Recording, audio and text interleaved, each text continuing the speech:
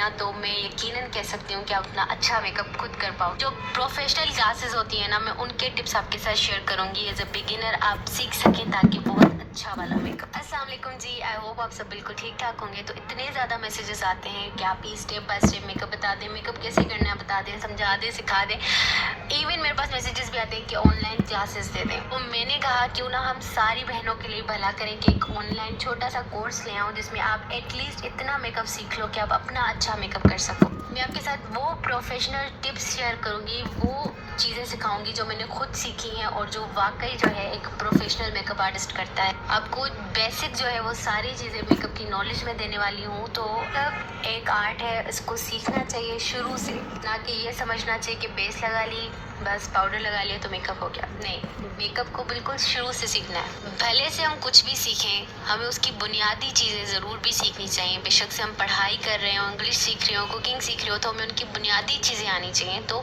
आज हम सीखने वाले स्किन टाइप्स के बारे में, क्योंकि यहाँ पर ही जो है ना हम गलती करते हैं कि हम अपने स्किन टाइप की चीज़ें नहीं लगाते अपने फेस पे।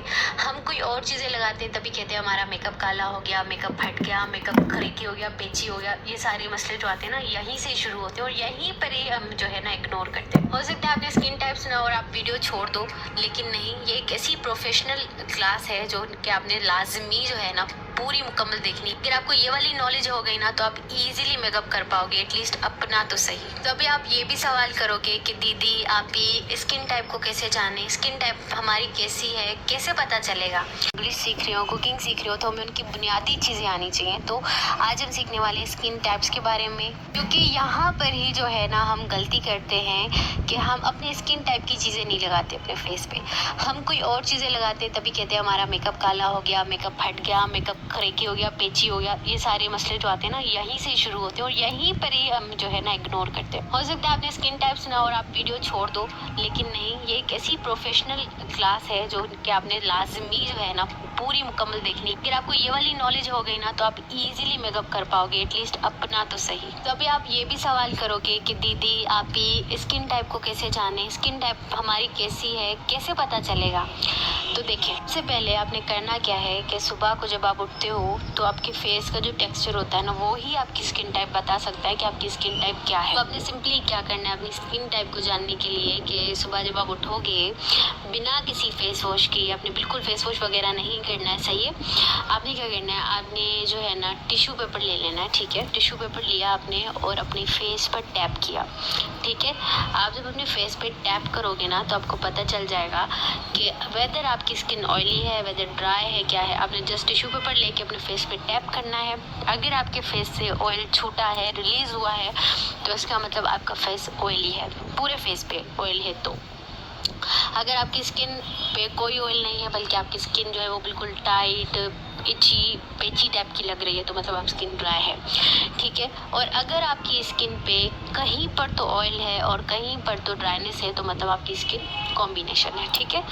और अगर आपकी स्किन पे कहीं पर भी ना ऑयल है ना ड्राइनेस है, बिल्कुल नॉर्मल है, ना तो उस पर कोई ऑयल है ना ही कोई उस पर ड्राइनेस है, तो वो नॉर्मल स्किन टाइप है, ठीक है। ऑयली स्किन वालों की क्या निशानी है कि उनके फेस पर ऑयल भी होता है और दूसरा उनके ओपन पोर्स का काफ़ी इशू रहता है फेस पे से। ये ओपन पोर्स बहुत ज़्यादा उनके होते हैं और जिससे हर वक्त जो है वो ऑयल रिलीज़ हो रहा होता है, ठीक है। उसके बाद कॉम्बिनेशन स्किन जो होती है ना वो ड्राई स्किन और ऑयली स्किन का बच्चा होती है, ये इन दोनों में से निकला। दरअसल होता कुछ इस तरह से कि आपकी स्किन जो है ना वो सीज़न पे भी चल रही होती है कि कभी ड्राई कभी ऑयली, कभी ऑयली कभी ड्राई, कभी पूरा फेस जो है वो ड्राई है लेकिन टी जोन जो एरिया है टी वो हमारा ऑयली है, कभी टी जोन ड्राई है। ज़्यादातर टी जोन ऑयली होता है, बाकी ड्राई होता है। टी जोन क्या होता है वो मैं आपको समझा देती हूँ कि टी जोन जो है ना हम से लेके नोज से लेके चिन तक जो है एरिया हमारा टी जोन होता है। मैंने साथ ये पिक्चर आपको दिखाई ताकि आपको समझ में आ जाए कि टी जोन क्या होता है, क्योंकि बहुत सारे लोग बोलते हैं ना टी जोन,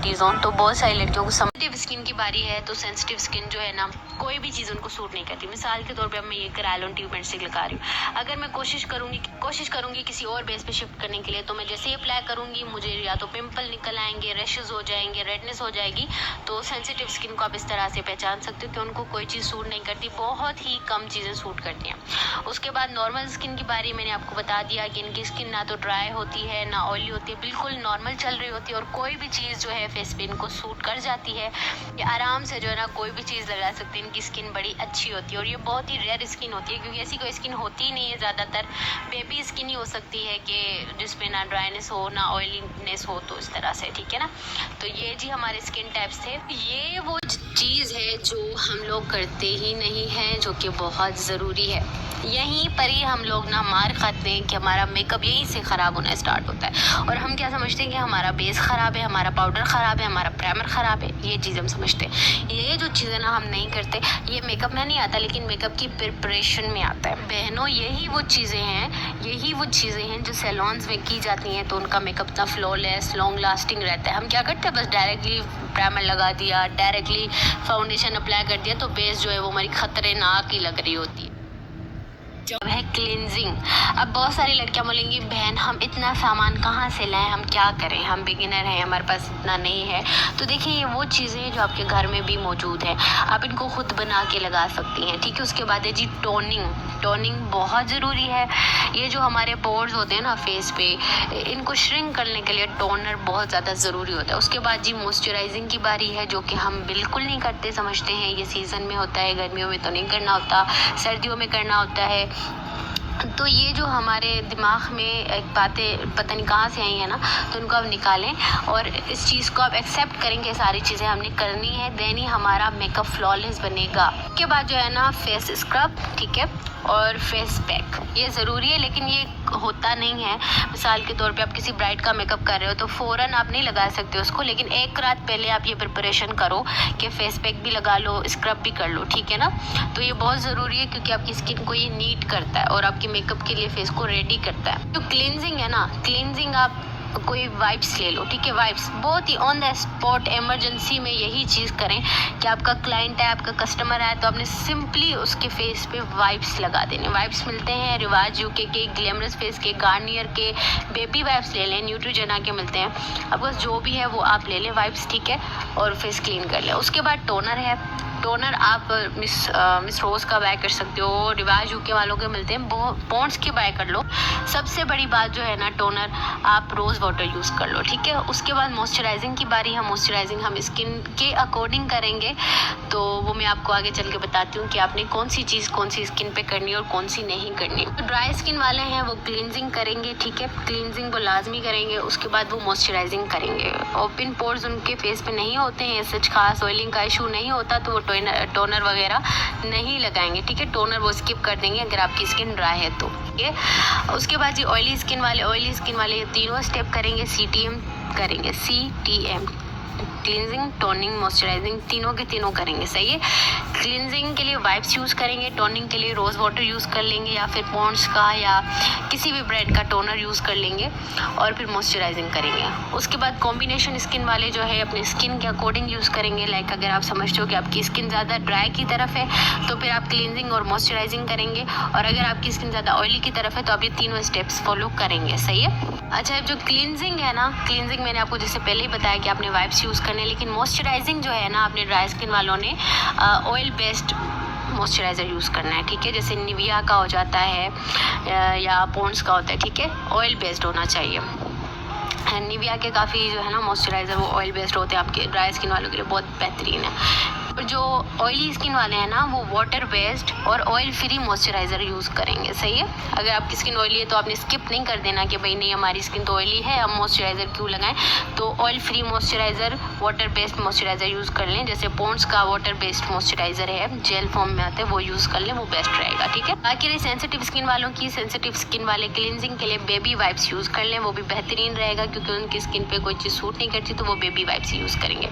बाकी नॉर्मल स्किन वाले कुछ भी लगा लें। बाकी बारी आती है फेस स्क्रब की, जो कि आपने एक दिन पहले करना है मेकअप करने से। और फेस पैक की आप स्क्रब जो है ना, चावलों का आटा लें, उसके अंदर दही मिक्स करके अपने फेस पे लगा लें और मसाज करें, स्क्रबिंग की तरह एक्सफोलिएट करें, बस फिर आपका फेस स्क्रब हो जाएगा। फेस पैक के लिए आप जो है ना वो हल्दी लगा लें अपने फेस पे, बेसन कॉफ़ी मिक्स करके लगा लें।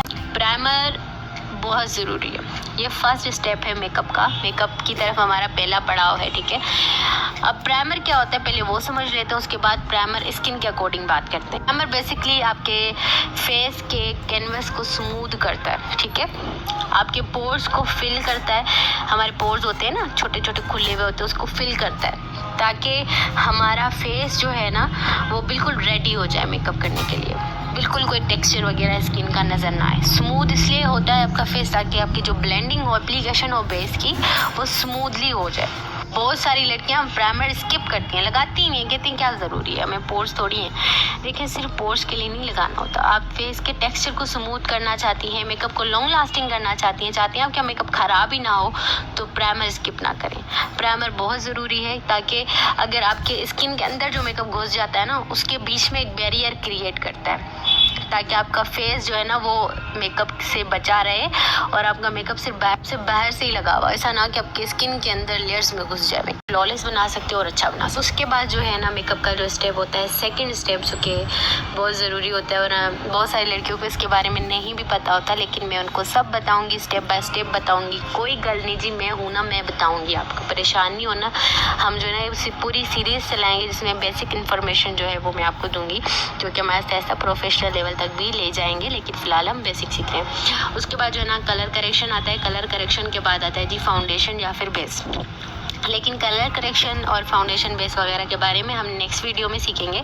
आज की जो वीडियो थी वो स्किन टाइप और प्राइमर पे थी, CTM पे थी, जाके आप जो है ना स्किन की एटलीस्ट प्रिपरेशन सीख सकें कि स्किन को एटलीस्ट प्रिपेयर हम कैसे करें कि हमारा मेकअप ख़राब ना हो, हमारी बेस अच्छी बने। और या आप अगर किसी को सिखा रहे हैं तो ऐसे सिखाएं कि लोग आपकी तारीफ़ करें कि वाकई आपने कुछ उन्हें सिखाया, कुछ उन्हें दिया। और एटलीस्ट मेरा एक ख्वाब है कि आप अपना अच्छा मेकअप खुद से कर सको। कम से कम आपको पैसे नहीं भरने पड़ेंगे, 3 दिन 4-4 हज़ार का आप मेकअप करवाओ या महंगे आप कोर्सेज बाय करो, तो आप ये वाला कोर्स लाजमी वो करें कि आप कुछ सीख सकें। नेक्स्ट आने वाली वीडियोस में मैं आपको काफ़ी और इन्फॉर्मेशन दूंगी मेकअप के हिसाब से। मेकअप के इस सीरीज़ को हम लेकर चलेंगे, तो आई होप के लिए ये वीडियो थोड़ी सी तो हेल्पफुल रही होगी। अगर रही है तो प्लीज़ चैनल को सब्सक्राइब कर दीजिएगा, लाइक कर दीजिएगा। आपकी तरफ से ये गिफ्ट होता है मेरे लिए। मेरा हर व्यूवर मेरे लिए बहुत ज़्यादा इंपॉर्टेंट है। अगर आपको कुछ पूछना हो तो डायरेक्टली इंस्टाग्राम पे मैसेज करके मुझसे बात कर सकते हो। तो बस आज के लिए इतना ही था। बस कनेक्ट रहिए और क्लासेस देखते रहिए। अल्लाह हाफिज़।